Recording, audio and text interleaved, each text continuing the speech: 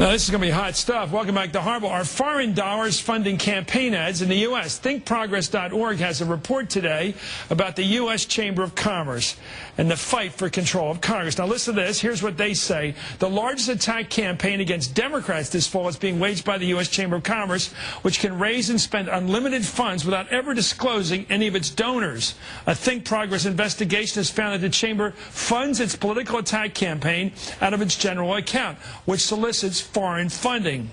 Faz Shakir is editor-in-chief of ThinkProgress.org and vice president of the Center for American Progress. Faz, thanks for joining us. I've never met you before. Fascinating report. Can you discern where this money's coming from that's apparently going through the U.S. Chamber down here in front of the White House, this powerful building down there, and going to Republican candidates? How's the money run? Where's it go? Let me just tell you how this works. The Chamber's now running a $75 million unprecedented ad campaign to defeat Democrats. It runs that ad out of a general account. That account, as we reported today, is funded by foreign entities, including foreign-owned corporations.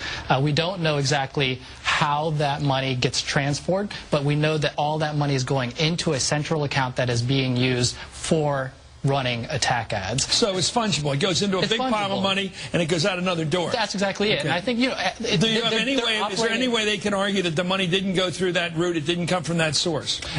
They could argue that they have internal controls, but we're trusting them. And I don't think that that's the proper... Okay, let's go to this. Just to be fair, here's what the Chamber says. Their spokeswoman Tita Freeman said the report is completely erroneous.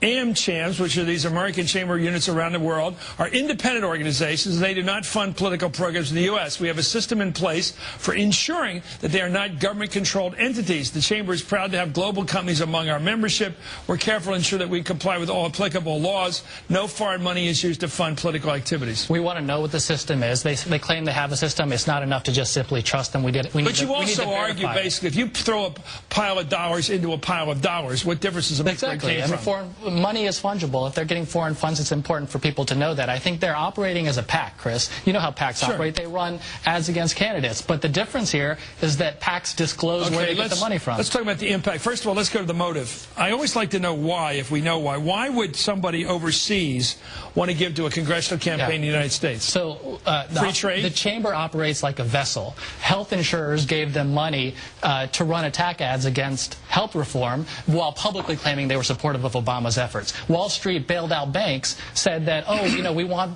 regulations, but then gave money to the Chamber to fight regulations. BP, I mean, it's a money laundering operation. I mean, it's just it's a vessel. And well, is it a money laundering, or are you afraid of that term? I'm afraid of that term. I don't know exactly what the intents of the foreign companies are, but if the Chamber's record proves anything, it's that the people who give them money for a reason. When BP gave them money, the Chamber turned around and said, okay, we'll lobby against making use of So your story is the money came in the door from foreign sources. It went out the door in terms of campaign contributions to Republicans to kill Democrats, and that's all you know when you want to know more. That's right. If they say they have a system, they should talk about what their internal control should be. We know that the current law prohibits companies from foreign companies from donating into American elections. Now, the Chamber has lobbied against the Disclose Act. And that's important. They say that they want transparency. The Chamber will probably say we have controls. But why are they fighting the Disclose Act? So we don't know which foreign countries or foreign entities are giving them money. Here, I have Give me some examples. So if you were a Bahrainian businessman and I'm a Chamber lobbyist, you wanted to join, I would hand you this application. This is an actual application that they give to their... The Chamber does. The Chamber does. And it says foreign companies are eligible. So you're asking, well, am I eligible? You can give $10,000. But where does your check go, Chris? Right here. To Washington, D.C. It's to the general account. Okay. So explain your system. Keep working. Thank you so much. Faz Shakir from American Progress. Thank you. Thank you. Let's turn now to Maryland Congressman Chris Van Hollen, who's the chairman of the Democratic Congressional Campaign Committee.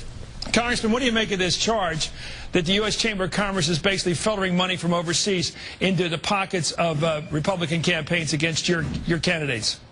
Well, it's a very troubling possibility here, because what you would have then is foreign-controlled interests directly trying to influence U.S. elections by using the Chamber of Commerce as a conduit. Here's what we know. We know that the U.S. Chamber of Commerce bitterly fought our efforts to take away taxpayer subsidies, loopholes that went to companies that ship jobs overseas, that outsource American jobs.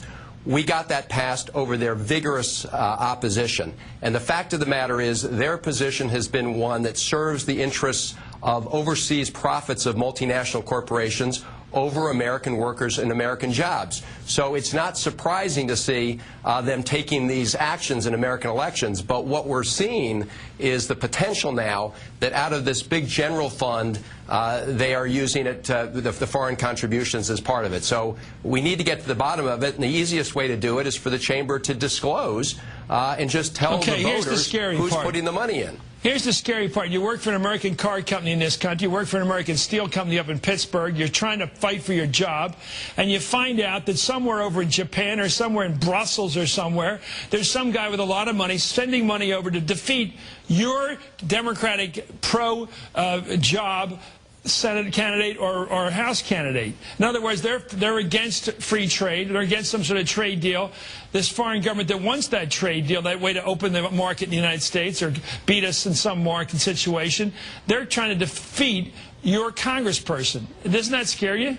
It does scare me. And look, this is a moment of truth for the American voter. Are they going to demand, is the voter going to demand that these third-party groups that are dumping millions of dollars of secret money, we don't know exactly where it comes from, into campaigns, are they going to come clean and tell us who's bankrolling them, whose interests are they serving? We know in this case that the U.S. Chamber of Commerce worked hard to stop legislation that would end these taxpayer rewards for offshoring American jobs. But look, 60 Plus is an organization, Chris, that is funded by the health insurance industry, which would make hundreds of millions, if not billions of dollars from the Republican plan, which they voted on in their budget last year, to privatize Medicare. So voters have got to wake up and ask themselves the question, why are these outside interests secretly funding these candidates, and what's their agenda? Because I can assure you, it's not the agenda that serves the interests of the people in these districts.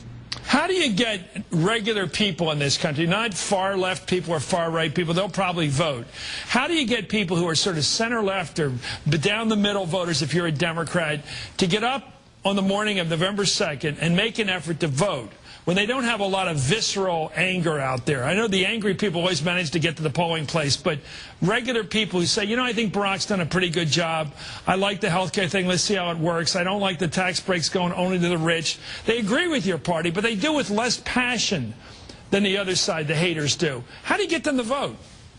Well, look, they need to be reminded about the fact that the day Barack Obama took office, we were losing 700,000 jobs every month. We've made significant progress since then. We're not where we want to be, but we're making progress. Why in the world would we want to return to a set of policies that served some narrow special interests and took the economy into the ditch? And what we're seeing now is all these outside groups, whether it's Americans for Prosperity, 60 Plus, or now the U.S. Chamber ads that are coming in, they were very well served by the Bush economic agenda. That agenda didn't serve the vast majority of people in this country. Those groups are fighting hard to take us back, and this is a wake-up call, Chris, to people who don't want to go back. And this latest issue about foreign-controlled interests trying to influence the outcome of American elections should send a little shockwave through the electorate. Okay, thank you very much, U.S. Congressman Chris Van Hollen, Chairman of the Democratic Congressional Campaign Committee.